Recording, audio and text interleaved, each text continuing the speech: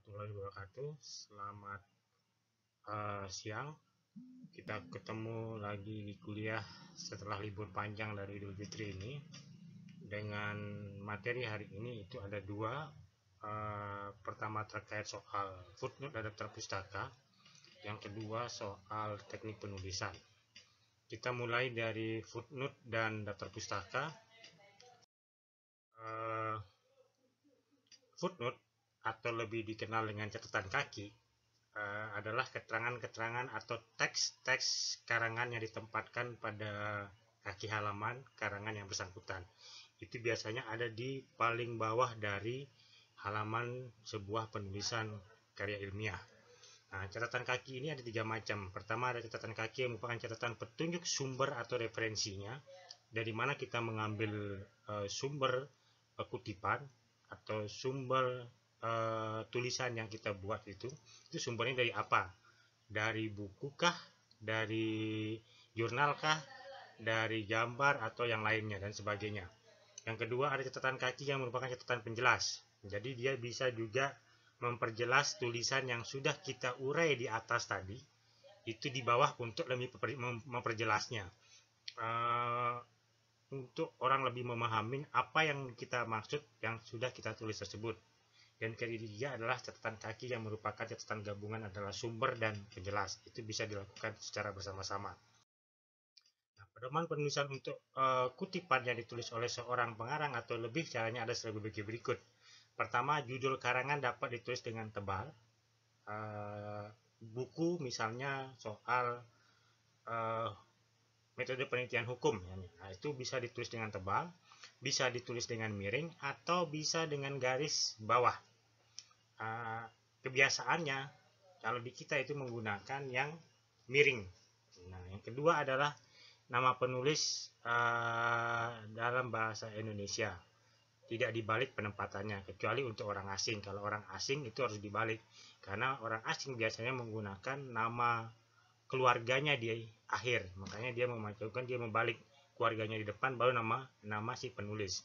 Gelar akademik tidak perlu dicantumkan, jadi tidak perlu mencantumkan misalnya Basri Mulyani SAMH, itu tidak perlu dicantumkan, cukup dengan Basri Mulyani. Jadi pedoman penulisannya itu nama pengarang, judul karangan, dalam kurung kota penerbit, titik 2, nama penerbit, tahun penerbitan, dan nomor halaman. Contohnya seperti ini. Sujono Sukamto, metode penelitian hukum, Jakarta, titik 2, Universitas Indonesia, tahun terbitnya itu tahun 1986, halaman 12. Juga seperti misalnya proyek Elips, pengantar hukum ekonomi, Jakarta Elips, Desember 1999, halaman 42. Buku ditulis oleh seorang pengarang atau lebih dari 3 orang pengarang.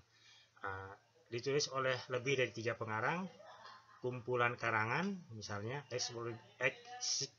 ensiklopedia dan kamus, terjemahan, referensi, dan sumber kedua. Artikel, naskah ilmiah yang tidak dipublikasikan, penerbit pemerintah dan konvensi internasional, wawancara dan surat, online information via internet misalnya, atau catatan perjelas. Nah, singkatan dalam penulisan kutipan itu ada 3, ada ibid, ada opcit, ada logcit. Nah, ini kita harus paham kapan menempatkan ibid, kapan menempatkan opcit, kapan menempatkan logcit. Ibid itu kepanjangan dari ibidem, artinya tempat yang sama. Ibid ini belum dilangkahi dengan penulis lainnya. Misalnya kita mengutip tulisan dari Basri Mulyani. Nah, terus kita juga mengutip dari buku yang sama dari Basri Mulyani, maka kita akan menulisnya bukan membuat dia menjadi 2. Misalnya Basri Mulyani, tapi langsung ibid di situ, karena sudah ada Basri Mulyani di atasnya. Nah, kalau kemudian Basri Mulyani kemudian di sebelumnya itu ada misalnya Soeharto misalnya di atasnya itu, kemudian kita mengutip lagi buku Soeharto yang sudah dilewati oleh Basri Mulyani, maka kita mencantumkannya dengan opcit.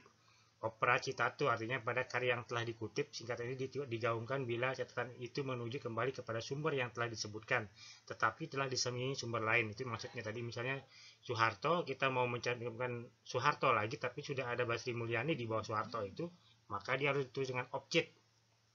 Nah, yang ketiga itu ada logcit atau kepanjangan dari loco citato. Artinya tempat yang telah dikutip. Singkatan ini digunakan untuk menuju pada halaman yang sama dan sumber yang telah disebut, tetapi telah diselingin oleh sumber yang lain. Misalnya halaman yang sama, ini yang harus diiniin.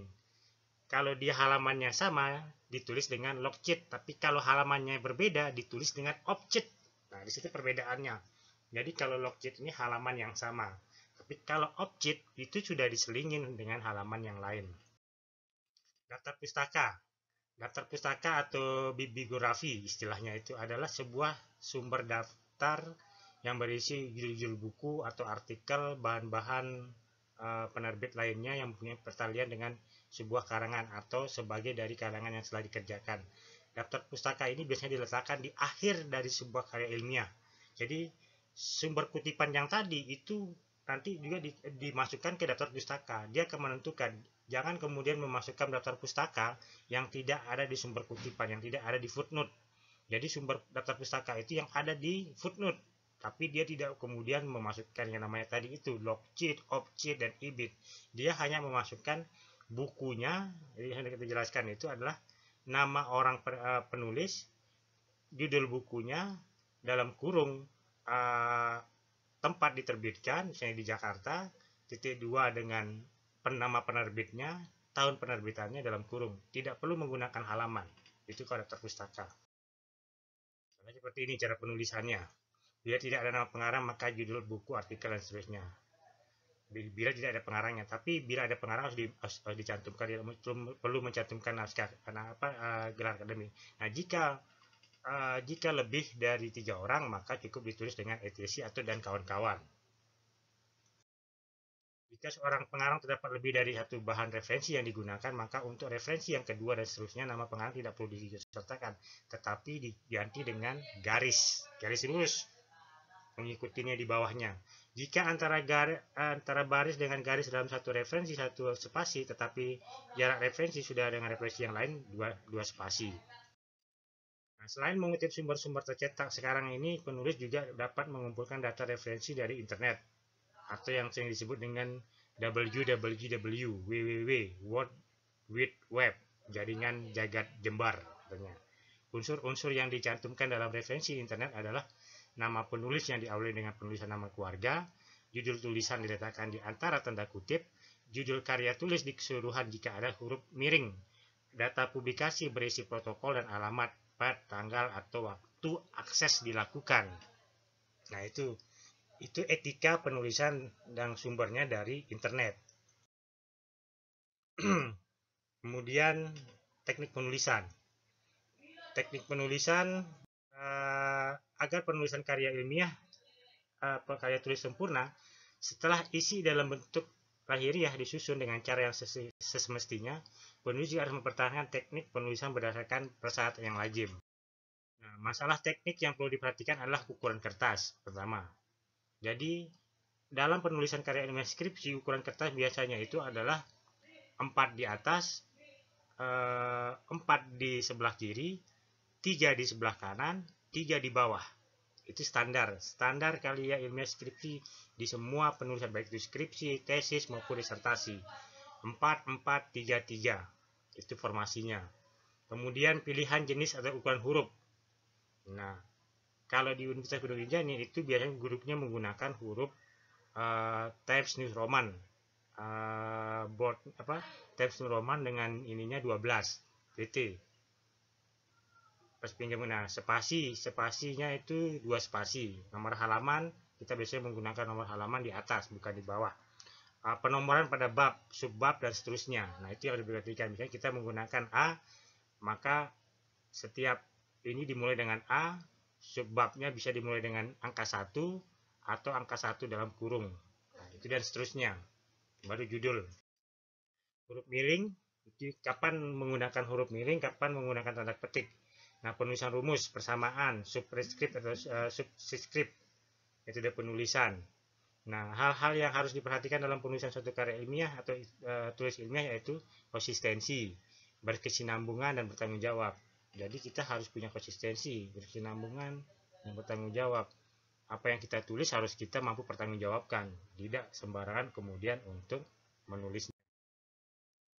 Baik, itu saya akhiri. Wabillahi taufiq wa hidayah. Assalamualaikum warahmatullahi wabarakatuh.